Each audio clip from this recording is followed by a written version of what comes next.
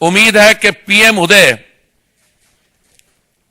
जो regularisation of unauthorised colonies है, इसमें करीब हमारे 50 लाख नागरिकों को बेनिफिट मिलेगा। और तीसरी योजना जो है लैंड पूलिंग, हमने लैंड पूलिंग हमने अभी शुरू की थी, मैं उसके भी आपको डिटेल्स बताने वाला हूं। उसमें शुरू में थोड़ी सी हमें समस्याओं का सामना करना पड़ा और हमारी असेसमेंट है इसमें 75 लाख लाभार्थी होंगे नागरिक। इन अदर वर्ड्स, अगर मिला लें 2 करोड़ की पॉपुलेशन में से 1 करोड़ 35 लाख दिल्ली के नागरिक इन रीडेवलपमेंट से बेनिफिट करेंगे।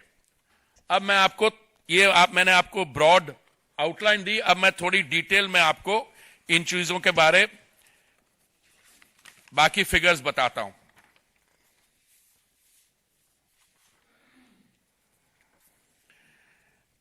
दिल्ली का जो इतिहास है मुझे नहीं लगता कि I think I am the oldest person present here. Doctor साहब, आप तो उम्र में मेरे से काफी छोटे हैं। हाँ, बराबर नहीं हो गए, क्यों? अच्छा, एनीवे, मेरी टेल यू, मेरी पैदाइश 1952 में हुई थी। 1947 में दिल्ली की आबादी 7 लाख थी। जब मेरे पेरेंट्स के जनरेशन, फादर मदर आए, वो जो रेफ्यूजी आए, उस समय आबादी 7 लाख से उठ के 22 लाख हुई। लैंड एरिया तो उतना ही था। आज स्थिति यह है, जैसे मैंने आपको बताया कि 2011 के सेंसस के अनुसार दिल्ली की जो आबादी है 1.67 करोड़ थी। और उस स्टेटिस्टिक को हम लें तो Delhi is the second largest city, second only to Tokyo. पर जिस तरीके से हमारे यहां ऑटोनमस अर्बनाइजेशन हो रही है, 2040 के करीब हम 3 करोड़ के करीब होंगे। तो अब ये मान के चलिए, आज की आबादी अगर हम 2 करोड़ मानते हैं 2022 की, तो अगले 20 साल में this land area will have to cater to a population of another 1 crore people. अब मास्टर प्लान जो हमने दिल्ली का बनाया है 2041 का, इसमें जो रीबिल्डिंग एनविसाज्ड है, मैं उसके बारे में थोड़ा बता दूं। देखिए, जब डीडीए कॉलोनीज बनी थी उस समय, अब मैं उन हाउसिंग कॉलोनीज की बात कर रहा हूं जो अर्ली 70s में बनी थी, हाउस खास, शेख सराय, मालविया नगर, मुनीर कार, राजेंद्र नगर। 1962 का जो प्लान था, जो इफेक्टिव था 1981 तक, मुझे लगता है उस समय एफएआर ग्रुप हाउसिंग सोसाइटी के लिए 133 था, 133। ये 2001 के प्लान में, जो 2021 के प्लान तक लागू था, इसको बढ़ा के रमेश जी 167 पे ले गए हम। आज ये एफएआर 200 है। तो मैं जब इन कॉलोनीज में लोगों के पास जाता हूं जिनकी 70s में अलॉटमेंट हुई, तो उनकी एक बड़ी जेन्युइन डिमांड है कि जब 1970s में उन्होंने एलआईजी का या एमआईजी का कोई फ्लैट लिया था, उस समय इनको पड़ा था 80,000 रुपए का एलआईजी और 1,10,000 रुपए का एमआईजी का। तो लैंड वैल्यूज चेंज हो गई है तब से। परिवार जो उस समय छोटे साइज थे, वो बताने लगे मुझे कि बच्चे बड़े हो गए हैं, और बच्चे अगर घर छोटा है तो बच्चों को घर से छोड़ के जाना पड़ा।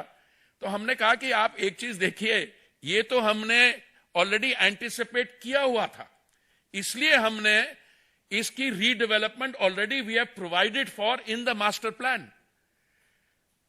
तो एक तरफ झुग्गी झोंपड़ी कॉलोनीज, उसके भी मैं आपको डिटेल बताता हूं।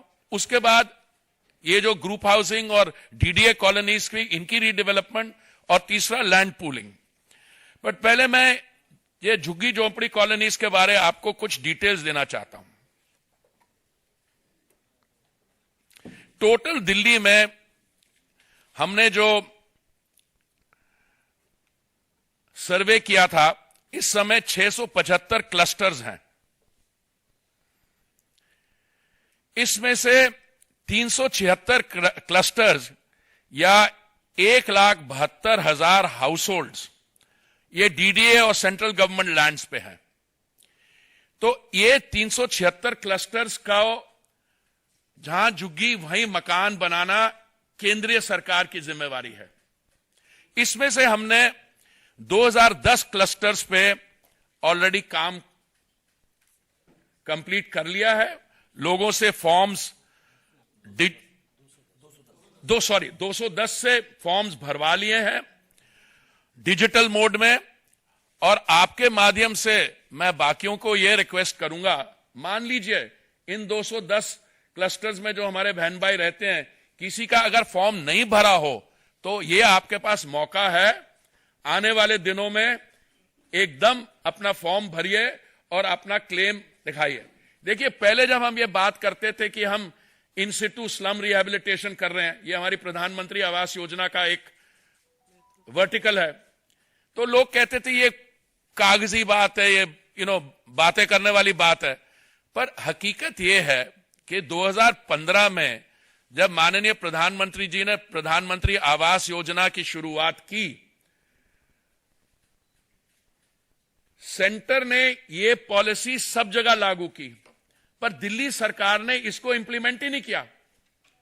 तो देखिए इसमें कितना फर्क है।